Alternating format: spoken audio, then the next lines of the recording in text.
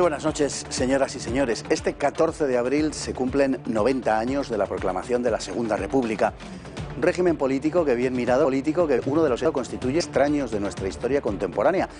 Llegó de manos de unos golpistas y a través de unas elecciones municipales que habían perdido.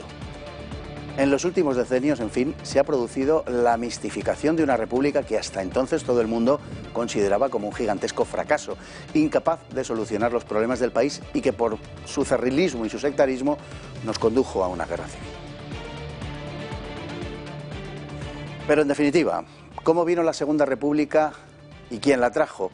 Es importante precisar esto. La verdad es que los republicanos estaban lejos de aspirar a implantar una democracia en España. Si eso les hubiera preocupado, habrían colaborado en la restauración del régimen que había prometido el general Berenguer. Pero no, lo que hicieron fue todo lo posible para imponer su propio proyecto, que no era democrático, sino republicano, lo que distaba de ser lo mismo.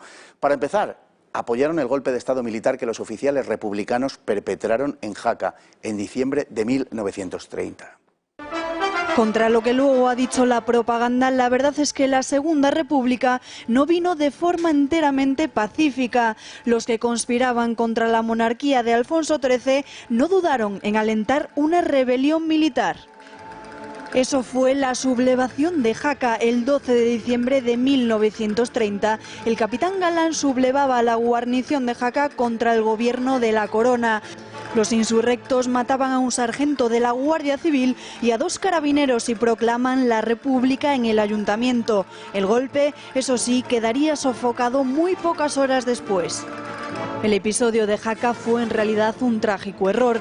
El gran plan estaba en otro lado. Desde meses atrás, los republicanos habían acordado una revolución que debía comenzar con un levantamiento militar el día 15 de diciembre. El proyecto procedía directamente del Pacto de San Sebastián, firmado en el agosto anterior. Ninguno de los firmantes era revolucionario. Los promotores de la operación eran Alcalá Zamora y Miguel Maura, los dos católicos y moderados. Estaban también Lerroux y Azaña, y los regionalistas y nacionalistas gallegos y catalanes. Los socialistas, al margen del pacto, se comprometieron a proclamar una huelga general. En el ejército había centenares de oficiales que pertenecían a la masonería y estaban dispuestos a levantarse contra la monarquía. Ramón Franco y Queipo de Llano eran 2 buenos ejemplos. En ellos se fiaba para poder llevar a cabo la sublevación. Ahora bien, a finales de noviembre, el director general de Seguridad, el general Mola, se entera de lo que se está tramando. Sabe que uno de los principales nombres militares del complot es Fermín Galán, y lejos de detenerle, Mola le escribe en estos términos. Sabe el gobierno y sé yo sus actividades revolucionarias y sus propósitos de sublevarse. El asunto es grave y puede acarrearle daños irreparables. Recuerde que nosotros no nos debemos ni a una ni a otra forma de gobierno, sino a la patria. Le ruego que medite sobre lo que le digo y al resolver no se deje guiar por un apasionamiento pasajero, sino por lo que le dicte su conciencia. Si hace algún viaje a Madrid, le agradecería que tuviera la bondad de verme. Galán se puso nervioso. Como el Comité Revolucionario de los Republicanos parecía dubitativo, decidió adelantarse. El 12 de diciembre, en Jaca, donde estaba destinado, él y otro capitán, García Hernández, se levantaron, proclamaron la República y marcharon sobre Huesca. Fue un desastre. Los golpistas fueron rápidamente neutralizados. Galán y García Hernández terminarán apresados, sometidos a juicio sumarizados el día 14. En cuanto a los responsables políticos, la corona ejercerá con ellos una sorprendente indulgencia. Don Pedro Fernández Barbadillo, muy buenas noches. Muy buenas noches. Interesante asunto este, el de los hechos que precedieron la llegada de la República, porque nos retratan una izquierda bastante distinta de lo que ella proclama de sí misma. Una izquierda que dio un golpe de Estado militar en Jaca en diciembre de 1930. Curiosa manera de proclamar una república mediante un golpe de Estado militar. Esto nos suena, ¿verdad? Sí, nos suena, esto lo hacían los malos, pero resulta que ahora también lo hacen los buenos. Sí, señor. Y bueno, la conspiración no estaba limitada a Jaca, también iba a ser acompañada por otro golpe, otra acción en Madrid que no se realizó al final, pero que incluía el bombardeo del Palacio de Oriente. Aquí iba a participar Ramón Franco con con aviones de la base aérea de Cuatro Vientos, y él dice que al final no arrojó las bombas, las 3 o 4 bombas que llevaban los aviones, que no existían los grandes bombarderos, porque vio niños en la plaza de la Armería, y entonces pues no matar a ningún niño. Bueno, pues así es como intentan los republicanos proclamar la república que ansiaba el pueblo, curiosa manera. Aquí también es muy llamativo contar con que los 2 militares que se han mencionado que sobreviven al golpe, a la acción, a este golpe de Estado, los 2 militares son Ramón Franco y el general Gonzalo Queipo de Llano. Y luego los 2, 6 años más tarde, participan en el alzamiento nacional del 18 de julio. Así es. Qué vueltas da la vida, don Fernando. ¿Verdad?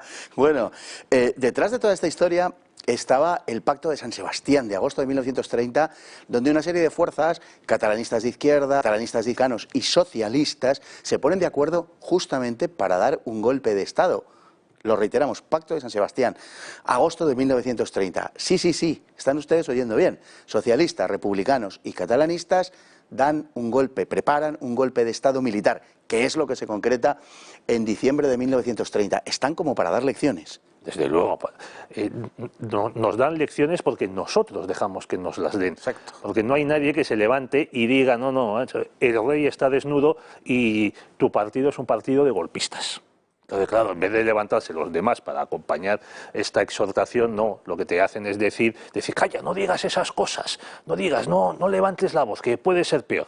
Bueno, dejando las bromas aparte, en el Pacto de San Sebastián, bueno, más que fuerzas, lo que hubo fueron personajes. Sí.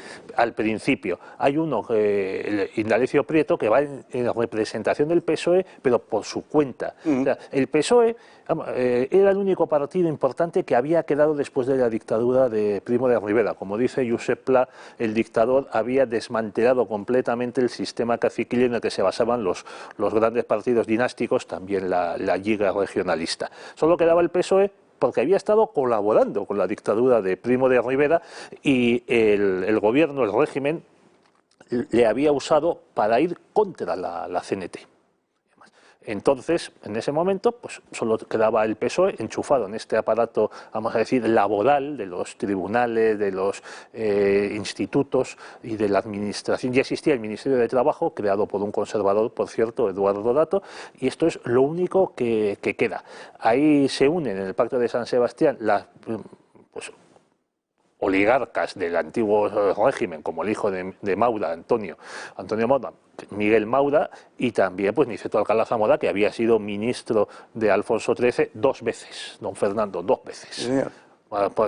Y también pues se unen pues algunos catalanistas y Indalecio Prieto, que como de costumbre pues estaba en un sitio con una pierna en cada bando. Hay que recordar que Indalecio Prieto al final de su vida huye 4 veces de España por sus gracias políticas. En el 17 por la huelga general, en el 30 por el pacto en la sonada de Jaca, en el 34 por su participación en la Revolución de Octubre, que deja 1.500 muertos, y en diciembre del 38 es el primer primate de la República que escapa de España para no hacer frente a sus responsabilidades. Pues ha hecho usted un recorrido de los golpes de Estado del Partido Socialista, que son los que convierten a Prieto, en definitiva, en un apasionado viajero.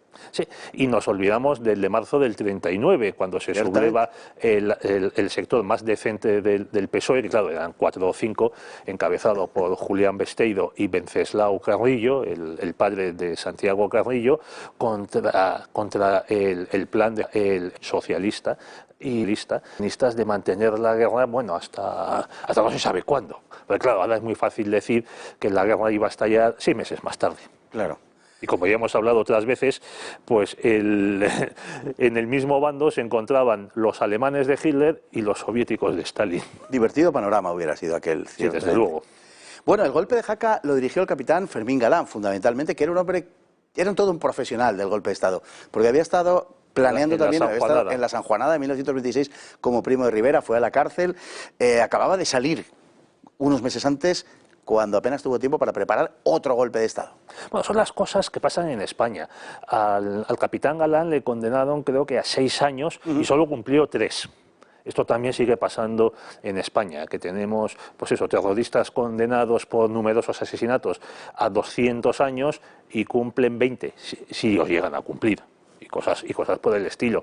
La peste de los indultos, contra la que habló este Cambó en uno de sus pasajes más acertados de sus memorias. Claro, es que en España dar un golpe de Estado casi era como una especie de rito de paso para cierta gente, para niños bien de la burguesía, para militares de cabeza loca, como el caso de Fermín Galán y también de Ramón Franco, al que su hermano Francisco le escribió una carta para reconvenirle y llamarle al orden, y decir, Ramón, que nos estás dejando en mal lugar, porque en esos años el que era famoso era Ramón Franco, por el vuelo del Plus Ultra, también mucho más que su hermano Francisco.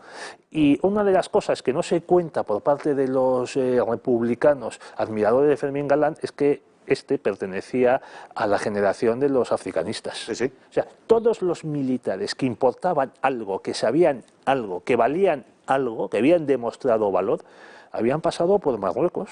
Y no estoy hablando de Franco, de Yagüe, de Millán Astray, de Sanjurjo, de Mola, de Varela, sino, vamos a decir, de los militares demócratas, liberales, ilustrados, republicanos, no, estos también, Fermín Galán, Vicente Rojo, el general Miaja, todos habían estado en Marruecos de una manera u otra, porque claro, era el único sitio en el que el ejército estaba combatiendo, no eran militares de guarnición, de las juntas de defensa.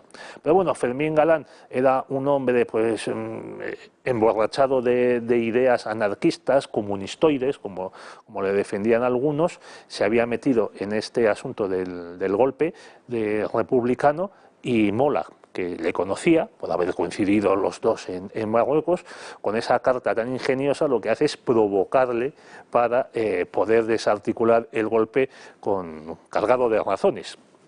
Poco más o menos lo que trata de hacer Casares Quiroga, también implicado en este golpe, en julio del año 36. Ahora ha salido otra vez otro nuevo libro de Ángel Viñas preguntándose por qué la República no prestó atención a las informaciones que decían que se estaba preparando un golpe de Estado militar, fascista, monárquico, con injerencia italiana. Hombre, don Ángel, que no hay que explicárselo, que lo estaban dejando hacer precisamente para, como pasó en el 30 y pasó en el 32 con la Sanjurjada, pues poder aplastarlo con más comodidad y no dejar títere con cabeza. Así es. Ahora, en cuanto a la cuestión de la República, el Comité Revolucionario, el Pacto de San Sebastián, hay un vínculo con el golpe de Estado, claro, evidente y luminoso, pero es que además cuando se proclama la República, Fermín Galán y García Hernández son proclamados mártires de la República y sus nombres pues adornan centros escolares, calles, plazas. Es decir, que la República del 14 de abril se siente plenamente solidaria de los golpistas de diciembre de 1930. Sí, hasta se pensó en enterrarlos en el arco de la Puerta de Alcalá. Y al final no se hizo porque circuló el rumor de que los anarquistas iban a aprovechar ese acto para dar un golpe de Estado. Entonces el ministro de Gobernación de entonces, Salazar Alonso, del Partido Radical, lo paró y no se volvió a hablar de ello. Hombre, ahora nos hace mucha gracia, pero es que con en este golpe de Estado hubo muertos. Y claro, ya cuando hay muertos y se derrama sangre ajena, pues yo creo que ya no se puede hablar de indultos, ni de amnistías, ni de vamos a llevarnos bien todos.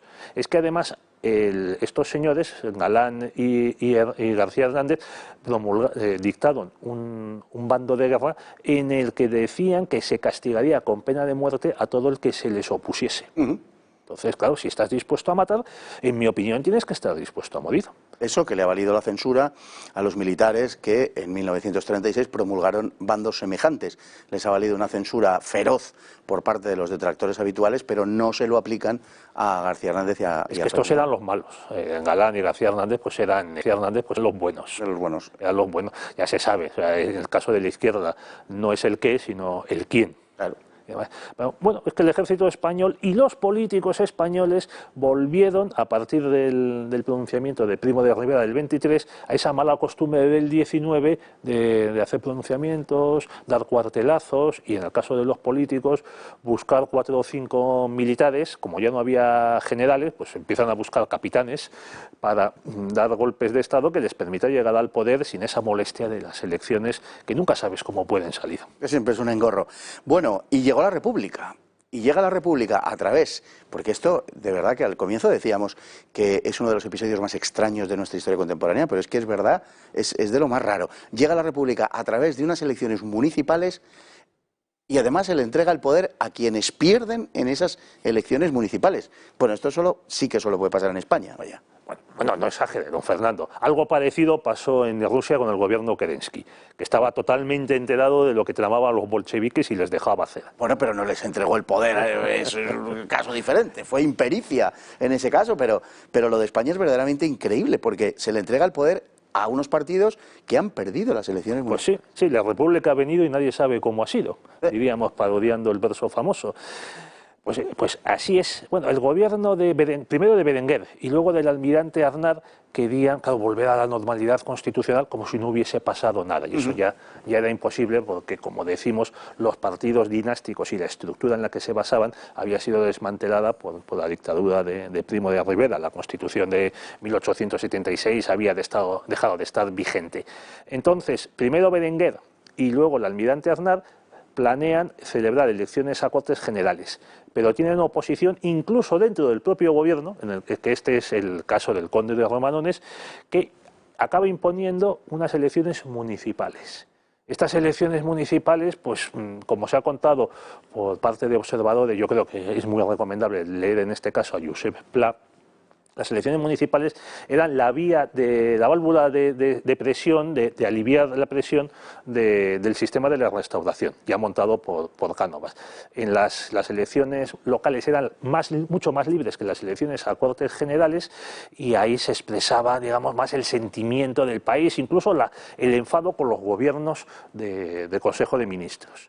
Y la equivocación de los monárquicos es celebrar primero estas elecciones. Y aún así las pierden. Pierden los republicanos las elecciones. Nunca se han sabido cuáles eran los resultados. Hay un periodista norteamericano que escribió un libro sobre la República, que se ha publicado hace poco, Henry Buckley, que él cuenta, es un periodista pero republicano, cuenta que fue al Ministerio de la Gobernación meses después de que se proclamase la República y encontró sacas y sacas con telegramas de los pueblos de toda España dando los resultados, que no se habían computado. Y preguntó, bueno, ¿se va a contar alguna vez esto? Bueno, si no hay funcionarios y además, ¿para qué? Total, ¿para qué? ¿Para qué vamos a saber cuáles eran los resultados electorales? ¿Qué más da? Eso, ¿qué más?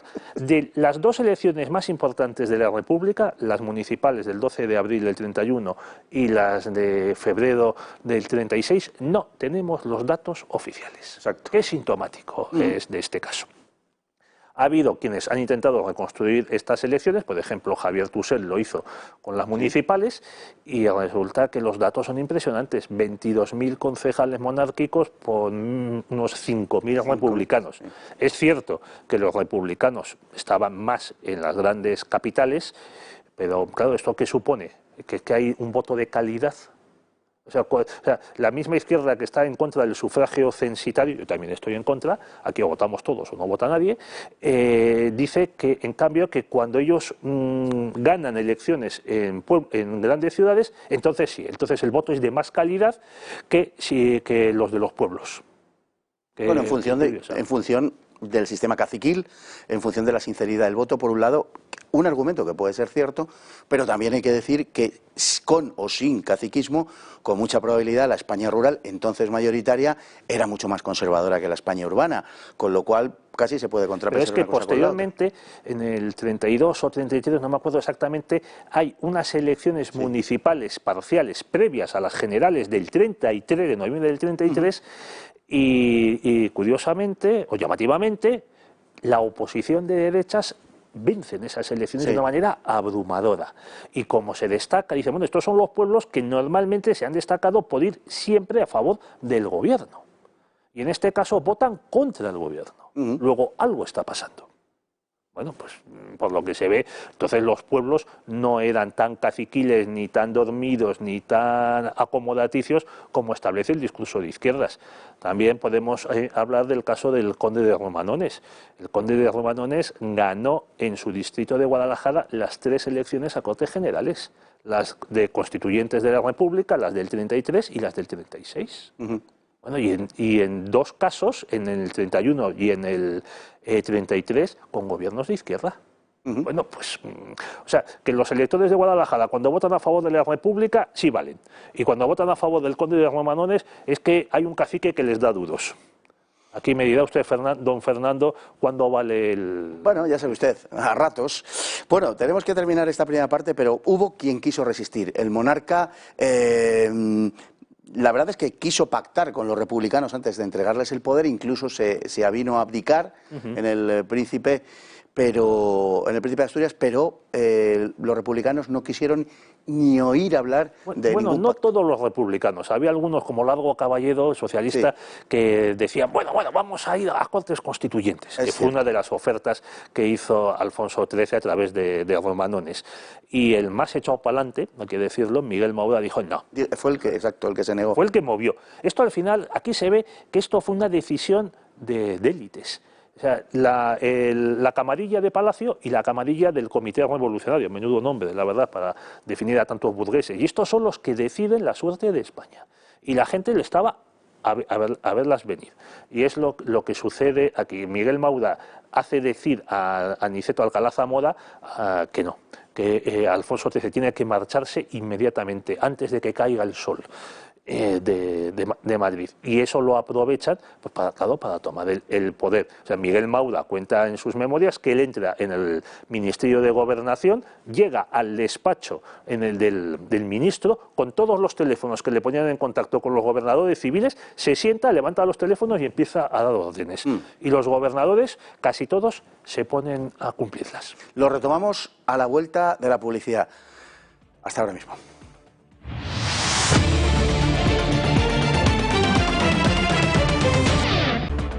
Recibida de forma entusiasta por una gran parte de la población, la Segunda República dilapidó con su sectarismo un enorme caudal de buena voluntad. El gobierno republicano despreció a los españoles que no eran republicanos, se complació en herirlos en sus sentimientos más profundos y careció de toda voluntad conciliatoria o de proyecto alguno de convivencia creíble nacido del acuerdo. No había transcurrido un mes del 14 de abril cuando los edificios religiosos de media España ardían ante la complacencia y la abierta complicidad de las autoridades republicanas. No había pasado un mes desde la proclamación de la República cuando elementos exaltados de la órbita republicana protagonizaron las primeras algaradas. Objetivos: primero, los monárquicos, enseguida, las iglesias. Y ello a pesar de que la Iglesia institucionalmente había observado una exquisita neutralidad durante todo el proceso de instauración del nuevo régimen. Era el 10 de mayo de 1931. Cuando el gobierno conoció la intención de las turbas de quemar templos, Azaña, cínico, comentó que sería un caso de justicia inmanente. Otros ministros interpretaron la amenaza como un tributo que la Iglesia debía pagar al pueblo soberano. El ministro Maura propuso sacar a la Guardia Civil para frustrar los incendios, pero Azaña pronunció aquella frase tristemente célebre: todos los conventos de Madrid no valen la vida de un republicano. El gobierno no movió un dedo para impedir los incendios. Cuando una comisión de los incendiarios llegue a presidencia, el ministro radical socialista Marcelino Domingo se dirigirá afectuosamente al jefe de los pirómanos. Era Pablo Rada, compañero de Ramón Franco en el Plus Ultra y como él jacobino y exaltado. El alcalde de Madrid, Pedro Rico, de la órbita de Azaña, emitió un bando tras los incidentes donde se dirigía a los asaltantes y elogiaba la nobleza ingenua de vuestras los monumentales. Fueron arrasadas las sedes de 7 periódicos derechistas en Levante y Andalucía. Hubo 3 muertos. Los atentados contra iglesias y centros religiosos seguirán de manera esporádica durante toda la República. Don Pedro, en definitiva, por cerrar lo que estábamos hablando, ¿por qué se fue el rey? Pues porque se quedó solo, absolutamente solo. Es que no aparecieron ni los grandes de España, los titulados, los que le acompañaban en las cacerías a defenderle. En Palacio había un puñado de ministros, pues alabarderos y algún cortesano y poco más. Entonces estaba absolutamente solo. Está luego el caso del famoso telegrama que envió el director general de la Guardia Civil, el general Sanjurjo, en el que decía que estaba a favor, que si había protestas, que no se reprimiesen. Entonces, telegrama que descifran los funcionarios de la UGT de Correos y que comunican al PSOE. que les cifra violando sus juramentos de la obligación de guardar secreto. Aquí cuando se habla de violar juramentos, pues todo el mundo empezó. Bueno, la Segunda República llegó y la verdad es que las imágenes no mienten. Fue acogida con bastante fervor popular. Habría mucho que hablar acerca de cómo se fabrican los fervores, pero eso es otra cuestión.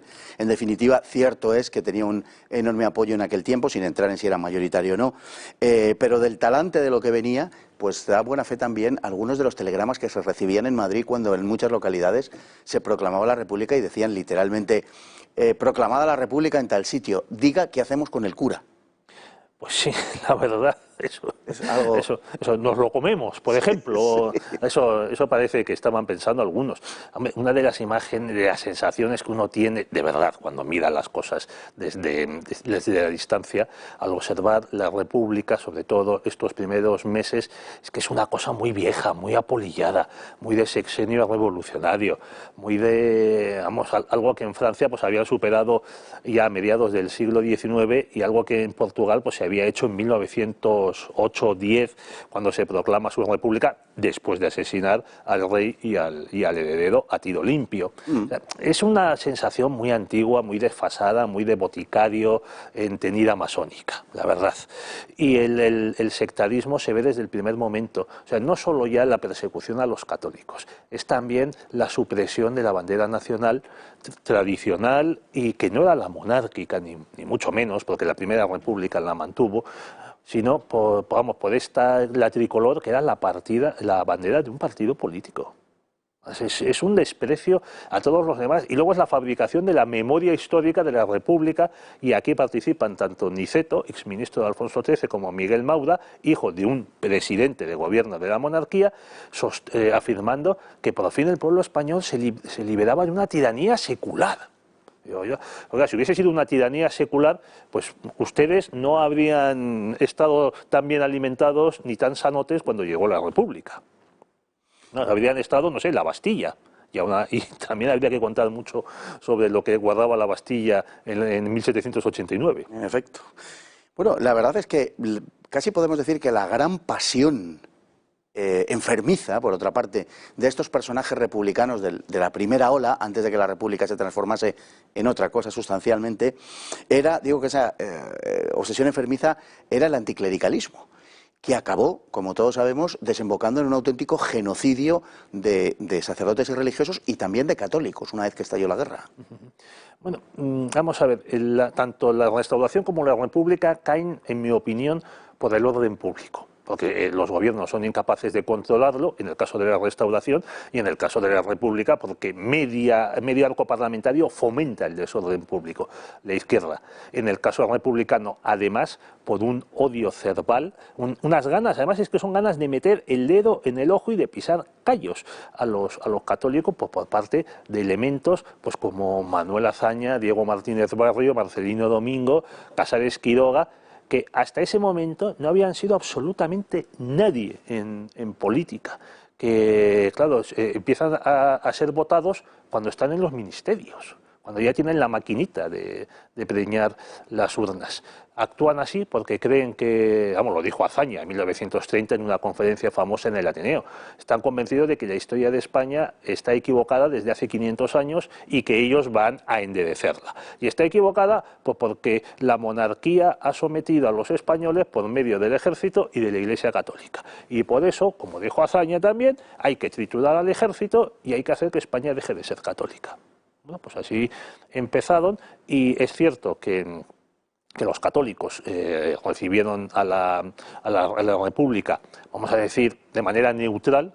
Ahí está el caso de Ángel Herrera Odia y del periódico El Debate, con aceptación del poder constituido, con cierta hostilidad, por otro lado totalmente comprensible, por parte de los más monárquicos, caso de ABC y de los Luca de Tena, pero no hubo ninguna protesta exaltada, no hubo llamadas a la rebelión o a la insumisión.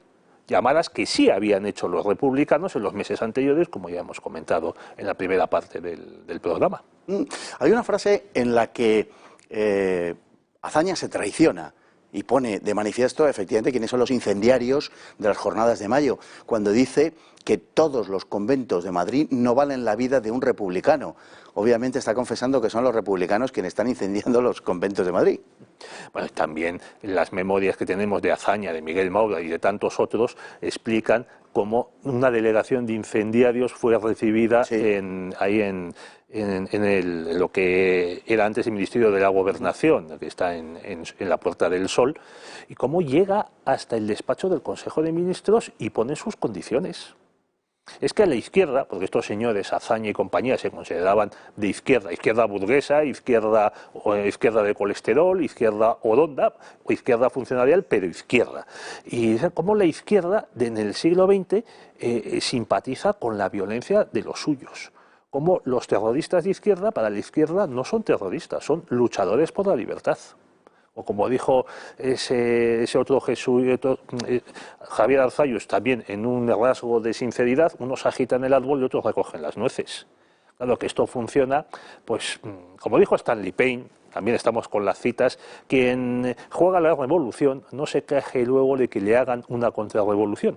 Claro. Y es lo que pasó en España, por fortuna, que, claro, las derechas, los católicos, hartos de ser pisoteados y pateados, pues a los 5 años se sublevaron. Hay una anécdota también muy curiosa de el militar más famoso de esas jornadas, que fue Pedro Moïno, que aparece en Sol tremolando la bandera tricolor, le suben a taxi, iba de uniforme, perfectamente identificable. Pues este teniente de ingenieros, Pedro Moïno, bueno, luego se reincorpora a su vida profesional, no da un problema, no participa en la Revolución de Octubre, a diferencia de otros militares, y asciende a capitán de ingenieros, y en julio del 36, estando destinado en Alcalá de Henares, participa en el alzamiento nacional y unas semanas más tarde es fusilado aquí en Madrid. Bueno, qué cosas, ¿verdad? Eso. Muchos de los que trajeron la República, y es muy sintomático este ejemplo que acaba de traernos, que creo que viene como anillo al dedo verdaderamente. Muchos de quienes trajeron la República en 1936 estaban contra ella, no contra la República, sino contra lo que habían hecho de la República, sobre todo los gobiernos el gobierno a partir de febrero del 36, porque no fue un alzamiento contra la República, fue un alzamiento contra el gobierno de la República. En el fondo lo que aspiraban era a una reconducción de la República e instaurar una especie de dictadura republicana. Pero yo creo que el grave problema de todos estos republicanos de primera hora, de los republicanos de izquierda, del colesterol, que acaba de decir perfectamente don Pedro, es que no quisieron, jamás se propusieron ganar la voluntad del conjunto del país. Eran conscientes de que la República era una cuestión patrimonial, que les pertenecía a ellos, y que nadie que no fuera republicano tenía el derecho a gobernar la República. Claro, entonces, ¿de qué democracia podemos hablar? Claro. En esa República no había libertad de prensa, por un lado. Y por otro lado, los republicanos se consideraban con un derecho patrimonial, una especie de monopolio para gestionarla. Ahí está cómo reaccionaron cuando en noviembre del 33 pierden las elecciones que ellos organizan ante la derecha católica, que claro, le exigían a Gil Robles que se proclamase republicano. Oiga, y entonces ustedes durante la monarquía tenían que haber quedado excluidos de la vida política si no se proclamaban monárquicos. Bueno, ya la ley del embudo tan habitual entre los progresistas y republicanos de izquierdas. Es que para Azaña y su gente, los católicos españoles no eran ciudadanos. Estaban condenados a ser una especie de hilotas que se limitasen pues, a aplaudir y a pagar impuestos. Para mucha gente que ha sido educada en los últimos años, república y democracia son sinónimos, hasta el punto de que les han hecho creer que hasta que llegó la República en España no se había conocido la democracia. Hay que decir que la República fue mucho menos democrática que los gobiernos de la Restauración, sobre todo de la segunda parte, a partir del reinado de Alfonso XIII, lógicamente con exclusión de Primo de Rivera, en donde España sí vivía en una democracia, por cierto, mucho más, como se diría ahora, inclusiva en muchos aspectos de lo que fue la Segunda República. Pues efectivamente, en la década de los 90 del siglo XIX se establece el sufragio universal, cosa que antes que en muchos otros países europeos y americanos. Y en las cortes de la monarquía pues podía haber 30 y tantos, 40 y tantos diputados republicanos. Un congreso más numeroso que el actual, porque eran 450, 470 diputados. Es decir, llegó a haber una representación republicana del 10% del principal órgano legislativo español. Y no pasaba nada. En cambio, para los republicanos, que el jefe del partido más votado en el 33, José María Gil Robles, pidiese incorporarse al gobierno, no como presidente, sino como simple ministro, era un caso de traición a la República y que justificó pues, esta revolución que ya venían preparando desde meses antes y el asesinato y la muerte de 1.500 españoles. Así es. Nos queda menos de un minuto, pero desde luego la Segunda República, y particularmente en sus primeros años, donde se forjó este régimen, tuvo una gran influencia masónica. También hay una investigación de María Dolores Gómez Mollera que demuestra que el mayor grupo parlamentario de las Cortes Constituyentes era el grupo masónico, que era transversal, estaba prácticamente en todos los partidos, salvo la minoría vasco-navarra y algún otro. Era el partido más numeroso y él explica, este partido, explica que se tomasen muchas decisiones y se aprobasen determinados artículos de la Constitución. Volveremos sobre el asunto de la influencia masónica en la Segunda República porque desde luego explica muchas cosas y entre otras la actitud de las autoridades con motivo de los sucesos de mayo de 1931, pero sobre todo nos explica el carácter de la Segunda República y esa condición sectaria que condujo finalmente a la República pues o nos condujo a los demás a una guerra civil. Don Pedro, muchísimas gracias por estar hoy con nosotros. Encantado. Un verdadero placer. Nos vamos ya con la frase del día, de la noche,